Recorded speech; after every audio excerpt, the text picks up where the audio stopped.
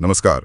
आज हम एक बड़ी कॉर्पोरेट डील की गहराई में उतर रहे हैं। हाँ बिल्कुल। ये अडानी ग्रुप का कर्ज में डूबी कंपनी जयप्रकाश एसोसिएट्स यानी जैल को खरीदने का प्रयास। जैल जो कभी infra, cement, power, real estate में एक बड़ा नाम हुआ करती थी।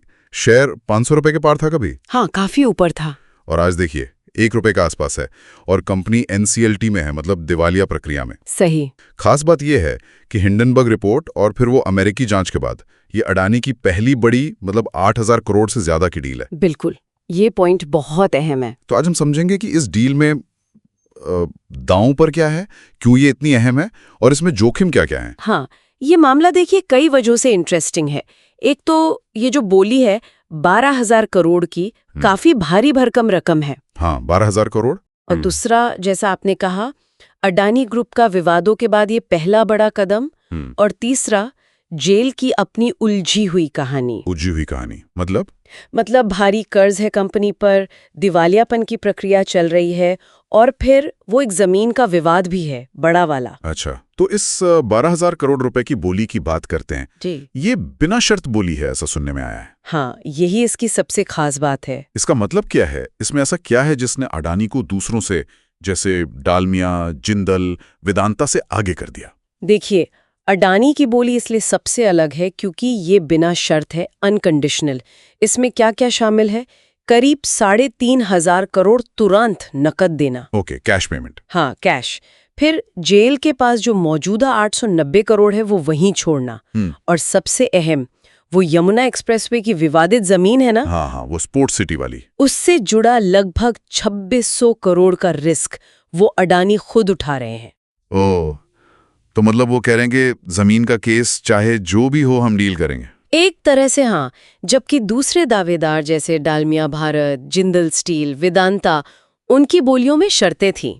अच्छा, तो बिना शर्त बोली लगाकर अडानी ने साफ कर दिया कि वो ये डील हर हाल में चाहते हैं। ये एक जबरदस्त मूव है। तो ये सिर्फ जेआईएल की संपत्ति खरीदना नहीं है, ये तो एक तरह का बड़ा दांव लगाना हुआ है ना। बिल्कुल, एक कैलकुलेटेड रिस्क कह सकते हैं। रणनीति के लिहाज से ये अडानी के लिए कितना फिट बैठता है, मतलब उनके मौजूदा बिजनेस के साथ? रणनीति के नजरिए से देखें तो जेआईएल का बिजनेस प्रोफाइल यानी सीमेंट और इंफ्रा, ये अडानी के मौजूदा कारोबार से सीधे सीधे जोड़ता है। हाँ, खासकर वो होलसिम वाला अधिग्रहण जो उन्होंने किया था। एग्जैक्टली। होलसिम का सीमेंट बिजनेस करीब 53,000 करोड़ रुपए में खरीदा था, तो वहां से तालमेल, मतलब सिनर्जी की उम्मीद तो है ही। लेकिन ये सिर्फ सिनर्जी की बात नहीं है। देखिए, संकटग्रस्त संपत्तियां यानी डिस्ट्रेस्ड एसेट्स को ऐसे समय में खरीदना जब दूसरे हिचकिचा रहे हों, ये अडानी की पुरानी रणनीति रही है। अच्छा, ये पैटर्न रहा है उनका। हाँ, ये दिखाता है कि विवादों के बावजूद वो जोखिम भरे लेकिन बड़े दांव लगाने से पीछे नहीं हट रहे। और अगर सुप्रीम कोर्ट से हरी झंडी मिल जाती है तो ये उनके आत्मविश्वास की वापसी का एक बड़ा प्रतीक होगा। तो रणनीति साफ है, सीमेंट और इंफ्रा में विस्तार, और वो भी एक जोखिम भरे दांव के साथ। लेकिन एक और दिलचस्प बात हुई है, इस खबर का असर सिर्फ जेल तक नहीं रहा। हाँ, जेपी ग्रुप की एक और कंपनी के शेयर तो आसमान छूने लगे। हाँ, ये साइड इफेक्ट काफी चौंकाने वाला रहा। जेपी ग्रुप की ही दूसरी कंपनी है जयप्रकाश पावर वेंचर्स यानी जेपी पावर। ओके। वो खुद भी दिवालिया प्रक्रिया के करीब ही है, लेकिन जैसे ही अडानी का नाम जेएल से जुड़ा, जेपी पावर के शेयर रॉकेट बन गए। सच में? कितना उछाल आया? सिर्फ 2 महीने में 85% से ज्यादा। 9 मई को शेयर करीब 13 रुपए 28 पर था और 11 जुलाई तक 24 रुपए 86 पैसे हो गया, एक नया ऑल टाइम हाई। कमाल है। ये तो दिखाता है कि बाजार कैसे अडानी के नाम को एक उम्मीद की तरह देख रहा है, भले ही कंपनी की हालत खस्ता हो। हाँ बिल्कुल, ये निवेशकों का सेंटिमेंट दिखाता है। लेकिन हर बड़ी कहानी में एक पेच होता है। इस डील में सबसे बड़ा रोड़ा क्या है? वो जमीन वाला मामला? वही सबसे बड़ा पेच और शायद सबसे बड़ा जोखिम भी। ग्रेटर नोएडा की वो 1000 हेक्टेयर स्पोर्ट्स सिटी प्रोजेक्ट की विवादित जमीन है। अच्छा। देखिए, मार्च 2025 में इलाहाबाद हाई कोर्ट ने Yamuna expressway industrial development authority यानी येइडा, हाँ, येइडा, उनके द्वारा इस जमीन के आवंटन को रद्द करने के फैसले को सही ठहराया था। ओह, तो आवंटन रद्द हो चुका है हाईकोर्ट के हिसाब से? हाँ, अब मामला सुप्रीम कोर्ट में है, तो इस केस का फैसला ही तय करेगा कि ये डील आगे बढ़ेगी या नहीं बढ़ेगी। ये तो बहुत बड़ा फैक्टर है। बहुत बड़ा। इसके अलावा जो क्रेडिटर्स कमेटी है, COC यानी कर्जदाताओं की समिति, उनकी मंजूरी मिलना भी जरूरी है। हाँ, वो तो चाहिए ही होगी। और एक और बात, ये भी देखना होगा कि अडानी ये 12,000 करोड़ लाएंगे कहाँ से, मतलब कैश से या और कर्ज लेकर। फंडिंग स्ट्रक्चर क्या होगा? सही बात है। तो अडानी ग्रुप के निवेशकों के लिए ये तस्वीर थोड़ी मिली-जुली है। एक तरफ विस्तार की उम्मीद दिख रही है। हाँ, विस्तार तो है, लेकिन दूसरी तरफ ये कानूनी और फंडिंग का बड़ा जोखिम भी है। बिल्कुल। और जेल के शेयरधारकों का क्या?